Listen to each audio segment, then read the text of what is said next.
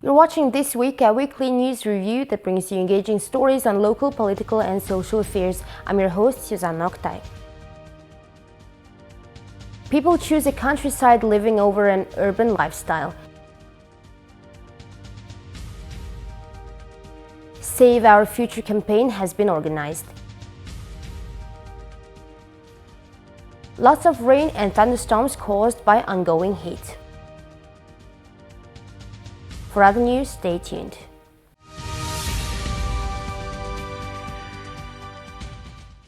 Here we have a story of a retired lady who chose a countryside living over an urban lifestyle. She aims to make a contribution to her birth village and is calling out other city residents as well. Mrs. Bergma retired after working at the Ulaanbaatar city's electricity facility for 34 years. Then she started a new life at her rural bird village in Oost province. At first, she started a small business to process livestock hides. But soon she realized that most livestock skins were damaged by mites and parasites. Therefore, Mrs. Bergma decided to act on the livestock health condition. With her herder sibling, she raised funds from the local administration and established a livestock cleansing facility. Healthy livestock is our healthy food source. The health of livestock should be the #1 concern for us. By realizing how remote villages are left far behind the nation's prosperity, she is calling out for other retirees to come back to their homeland and make their contributions. Mrs. Bergma is not a herder herself, but she sees many opportunities in the countryside to collaborate with herders. Even if some of us are not actually herders, there are so many things to do by cooperating with herders. For instance, we can focus on producing milk products, or we can organize workshops to pass on herders' traditional practices to the next generation. Mrs. Bergma also notes that if the villagers won't take care of their homeland, no one else does. Her father and younger sibling are national champion herders. By cherishing the Mongolian nomadic lifestyle, she aspires to improve livelihoods in the countryside. Thank you for staying with us on MNB World. At this time of the traveling season, officials realized adults do not use car seats for their children. In order to promote child safety during driving, a Save Our Future campaign has been organized. The campaign was initiated by the Traffic Police Department. A recent survey showed that 70% of children who lost their lives during a car accident were not seated in car seats. Officials say by using a car seat along with a seat belt, minimize the child fatality rates 8-fold. Under the campaign Save Our Future, the Traffic Police Department has distributed seatbelt adjusters free to drivers. They also reminded people of the importance of using car seats for children. Is there a kid in your car? Here is a seatbelt adjuster, and I remind you to use a car seat all the time. And do not hurry when driving on a countryside road. Also maintain your speed and good luck. Суудал ашиглаж байгаа юу? Одоохондоо бол ашиглаагүй л байна. Үс зүүж гинэ. Үс зүүж байгаа. Одоо бол ингээд хөгтөөч юм бол үс зүүгээгүй харагдаж шүү дээ, тий? Тий. Одоо ишээ гаргаа зүүнээ зүг. Ер нь одоо үсээ зүүгээгүй за тэрвэрцэн байжгаад ямар нэгэн байдлаар одоо аюул осол гарахад үс шиг хамгаалж чадахгүй хүний гар. За бүс шиг хамгаалж бол чадахгүй хаа. They're mostly family travelers. Kids are sleeping on the back seat without any restraining seatbelts or car seats. Most children we counted are sitting free in the car. Even though the driver is being careful on the road, there is a risk of being hit by another car all of a sudden. Also, there are many drivers under the influence, and therefore seatbelts and other protective equipment are crucial for your family's safety. Officials report that adults are often using seatbelts, but when it comes to children, they don't think about their safety. Small children are usually seated on the lap of adults, but it puts children at a high risk. The Traffic Police Department is reminding people about child safety rules at this time of high traffic movement outside the city. In upcoming summer days, it's likely there will be lots of rain and thunderstorms caused by ongoing heat. Travelers are reminded to drive safely, especially near large rivers. The Meteorological Center reports that summer heat will continue in upcoming days across the country. The high temperatures will cause several intense periods of rain and thunderstorms. In the Gulf region, temperatures have reached 40 degrees Celsius. In the upcoming days, not much change is expected. Generally, the heat will prevail in all regions. The weather forecast shows that there will be plenty of rain in the northern region of the country. Up to date, some provinces have already experienced heavy rains and serious flooding has occurred in villages. The water level of rivers has increased due to the intense rains. According to the Meteorological Agency, water levels have increased by 15 to 80 centimeters at large rivers such as Siling, Orхон, and Hirling rivers. Some rivers have already exceeded flood levels by 10 to 40 centimeters. These days, a number of deaths have been reported related to rivers and lakes. During the public holiday, 13 water-related deaths were confirmed. River and general water accidents are often caused by one's carelessness and ignorance. More often, there are many cases related to people getting into a river while drunk. Due to a surge in COVID-19 cases in July, the Mongolian traditional Natto festival was cancelled only 8 days prior to the official date. Horse race trainers are facing disappointing times as it takes a whole year to train their horses. They still hope for better times in the upcoming months. There is no need to mention how important this year's Natto festival was for festival attendees, as it commemorates the 100th anniversary of the historical event of the Mongolian People's Revolution. For some, it would have been a privilege of a lifetime. However, only 8 days prior to the big event, racehorse trainers, wrestlers, and other sportsmen heard the unexpected news that their long-awaited event was postponed. Even though festival days were spent like normal days, some racehorse trainers didn't release their trained horses back to the herd. Currently, they are in an uncertain situation whether horse races will be organized in the upcoming months. With a glimpse of hope, they still want to keep their racehorses in a good shape. The Natto festival was announced much earlier and we were training accordingly. Then it was suddenly cancelled and we started releasing our race horses back to herd. Then we heard of a rumor about a regional horse race in August. We gathered our race horses back just in case. We understand the difficult times and respect the government's decision. Even though we didn't do any celebrations, we wore our traditional costumes and performed our customary rituals. But I felt emptiness in my heart. There were also some kid jockeys who missed their adventurous horse racing this year.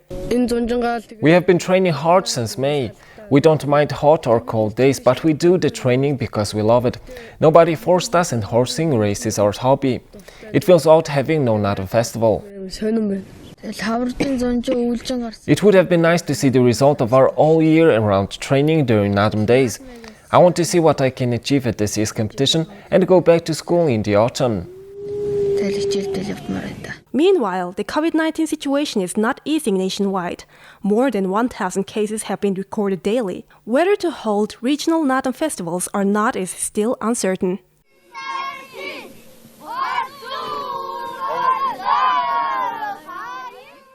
You're watching us on channel 22nd. Thank you for your attention.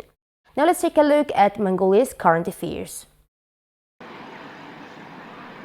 Taking into account the current health situation in Mongolia, the Swiss Confederation has donated 2.6 billion Mongolian tugruks worth of medical equipment to support the fight against the COVID-19 epidemic. The donated equipment landed at Chinggishang International Airport and was handed over to the Ministry of Health. The Swiss government sent 40 oxygen machines and 45 oxygen thickeners worth 700,000 Swiss francs or 2 billion Mongolian tugruks in humanitarian aid. The Swiss Agency for Development and Cooperation is also funding the purchase of 4 portable X-ray machines for 150,000 Swiss francs, that is, 500 million Mongolian tugruks.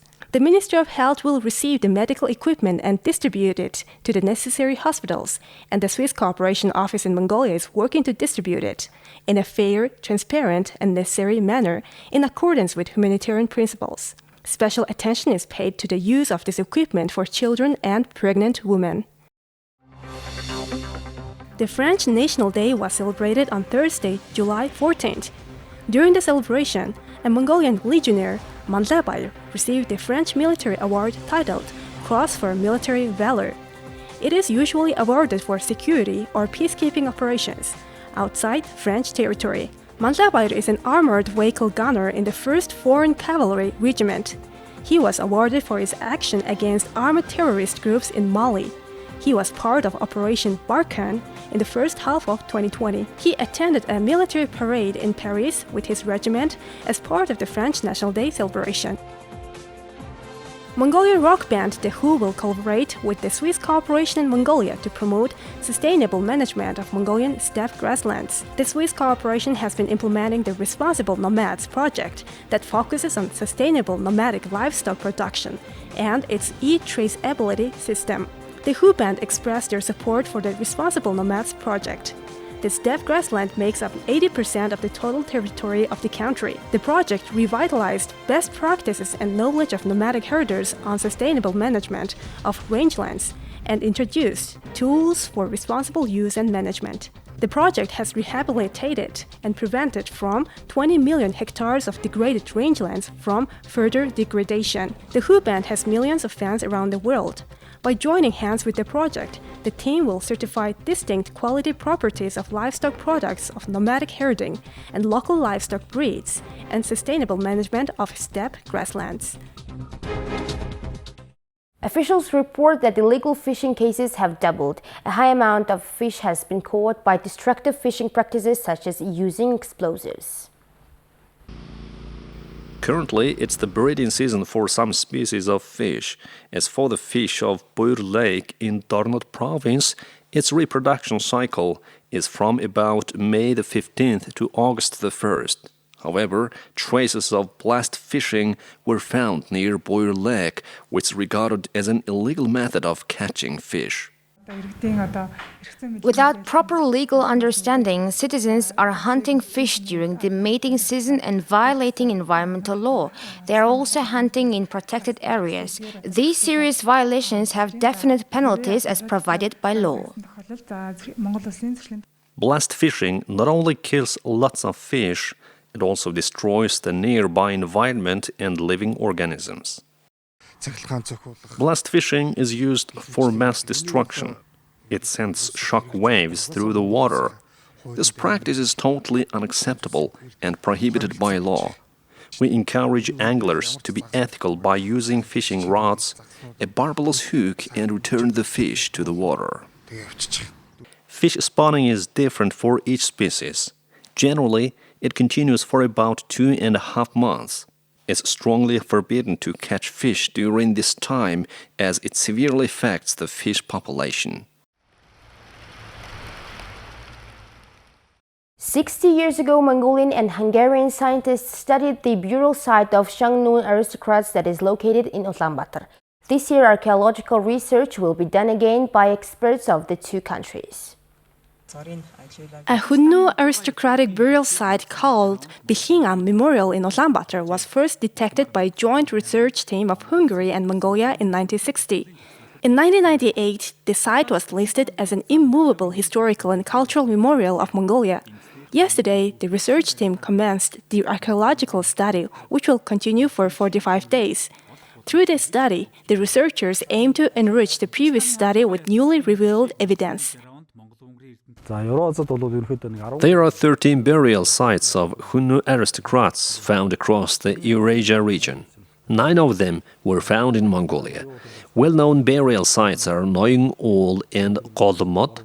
Currently, we are conducting a renewed study at the Bihingam Memorial, which is located in Ulaanbaatar. We are aiming to resurrect Hunnu culture. We want to learn more about our ancestors, especially Attila Han came from this lineage. Through this study, we aim to confirm whether the information written in the old manuscripts is correct.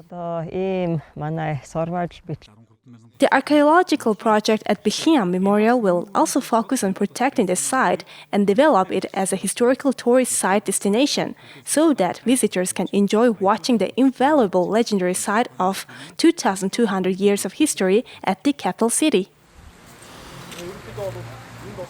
Thank you for staying with us on MNB World. Now let's pay attention to our weekly sports news.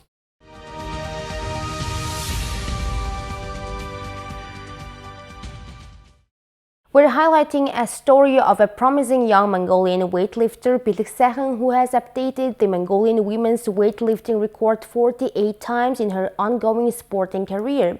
She has qualified for the Tokyo 2020 Olympics and is currently in training. Bilik started lifting weights when she was just 14. Today she is 22. But she has already become Mongolia's first female weightlifter who holds the international sports master title. She even updated Mongolian women's weightlifting records 48 times. Constant growth is crucial for any athlete, so I always aim for breaking the record and push myself further during my training. I first started weightlifting just as my leisure activity. Then it became my whole life. According to Bilik, weightlifting boosts one's endurance. Currently, she holds many important titles, including double Asian champion in weightlifting and double World Cup champion. As a young athlete, she plans to compete in many more competitions. Her family gives her full support in her athletic endeavor. At the age of 22, my daughter has received the Red Banner of Labor Award. But I believe the greatest honor is to keep the love and trust alive which has been given to her from the public. Bilik has been diligent and hardworking since her childhood. She was born to be an athlete. Her character is calm and poised. That's why weightlifting really suits her. Bilik has qualified for the Tokyo 2020 Olympics. At this moment, she's doing her training in the countryside. Not only the Olympics, but also Asian and World Championships are waiting for her towards the end of 2021. The Tokyo 2020 Olympics are scheduled to open on July 23rd. This year, 43 Mongolian athletes have qualified for the Games. The Tokyo 2020 Summer Olympics will launch on July 23rd in Tokyo, Japan. After a one-year postponement caused due to COVID-19, this year the Olympic Games will be organized without any spectators in the stadium. For the Olympics, 43 Mongolian athletes have qualified and are in training. This time, there will be the highest number of female athletes. There are 25 female athletes, making up 60% of the Mongolian team. Among them, there is the female team in 3x3 basketball. Also, Mongolian female freestyle wrestlers will compete in all weight categories. More female athletes have qualified in weightlifting and shooting. For the Olympics opening ceremony, the Mongolian team will have a male and a female flag bearer. They are judoka Durunbayar Ulsebayar and basketball player Holan Onulbatr. For the first time in Mongolia's Olympics history, a female athlete is chosen to be a flag bearer. At the 2020 Tokyo Olympics, new competitions including 3x3 basketball, freestyle BMX, and Madison cycling are introduced. For the first time, Mongolian athletes qualified in 3x3 basketball and table tennis. Mongolia gained its first gold medal at the Beijing Olympics 2008. Even though the pandemic has been challenging for the athletes, all of them are preparing the best they can for the Games. Well, that's all for this week. Thank you for staying with us. We will see you next week with more stories and updates. Please follow MNB World on Facebook, YouTube, Twitter, and Instagram. Have a nice weekend. Goodbye.